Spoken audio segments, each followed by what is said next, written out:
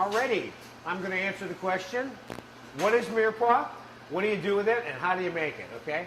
That's a mouthful, and of course there are multiple long answers for all of those questions, particularly what do you do with it, all right?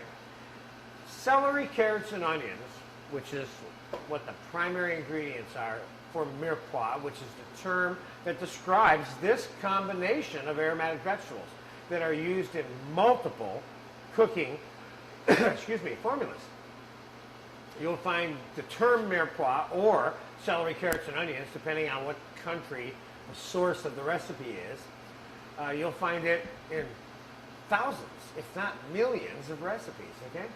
So how to make Mirepoix in terms of the size of the Mirepoix will always be determined by the final outcome and usage of the Mirepoix. For example, if you were using Mirepoix for beef stew that was never going to be restrained and regarnished, and you were going to cook onions, carrots, and celery in the stew and serve those vegetables that you cooked in the stew with the stew, then obviously you want to make them big and thick so they'll hold up under all that cooking time and still be in one piece by the time somebody gets to eat it. On the other hand, 75%, I'm guesstimating, the usage of Mirepoix usually is made and used for adding flavor and the aromas that come from these three vegetables to whatever it is that you're making, and then the Mirepoix gets discarded and it's not used. So in many cases, how it's cut is not as important, except for the amount of cooking time that might be relative to the size of the vegetable. If you're going to make something that only takes 5 minutes to make in a saute pan that you want to put a little bit of Mirepoix into, you better make the Mirepoix, excuse me, fairly small so that you can extract the flavors from it in a short period of time. And those are the main considerations in terms of the size. The other secondary considerations of the size would always be the consistency of the different vegetables being sized the same, so that there's a continuity in terms of the visual aspect of them in the final food that you're serving. So you don't want a big carrot next to a little piece of celery on the same plate. It doesn't go together. And it doesn't work well for the eye, the beauty of the dish, okay? So we're going to make some medium diced Mirepoix quickly, just so you, when you see a recipe or an ingredient in an ingredient list in this particular DVD library that says medium diced, you'll know what medium diced means. But if it says large dice, small dice, fine dice, and so on and so forth, you adjust your cutting size accordingly, okay?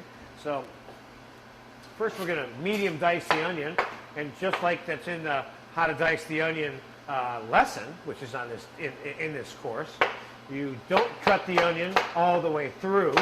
You see, it's still in one piece here. And then you don't cut it all the way through this way, so that you end up with a diceable thing. Then when you get to this, you dice this by itself. See? So.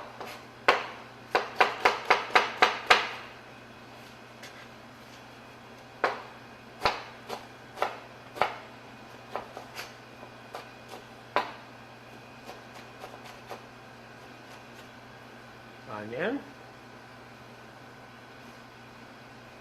And you want to make the celery approximately the same size. This particular piece of celery just needs to be cut in half in order to accomplish that. This is the size that one might use to garnish soup with if you're going to be eating the food that's in the soup itself. I mean, that's not being strained or pureed, whatever. Depending on the size of the carrot itself, might help you determine how to initially cut it before you cut it across. This is what we're about to do in a minute here, see? As I get to this half of the carrot, you'll notice I cut the carrot in half, because this end of the carrot, one end of the carrot rather, was small and tapered, so I'm going to want to approach how I selectively cut it prior to cutting it across differently than I might the fatter end of the carrot.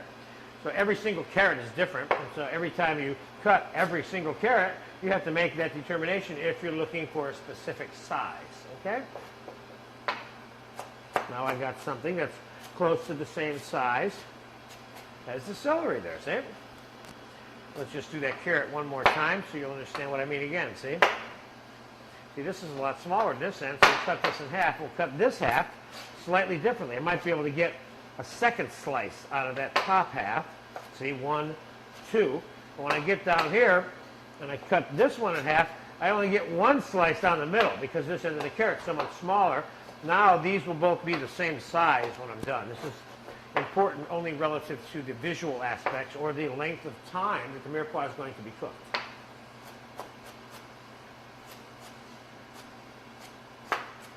Okay.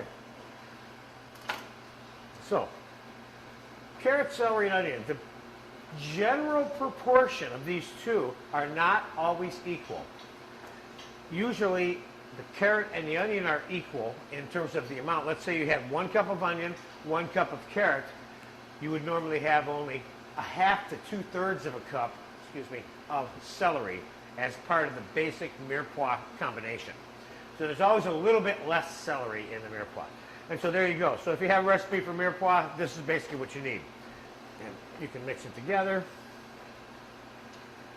And there is a nice little medium-sized diced mirepoix.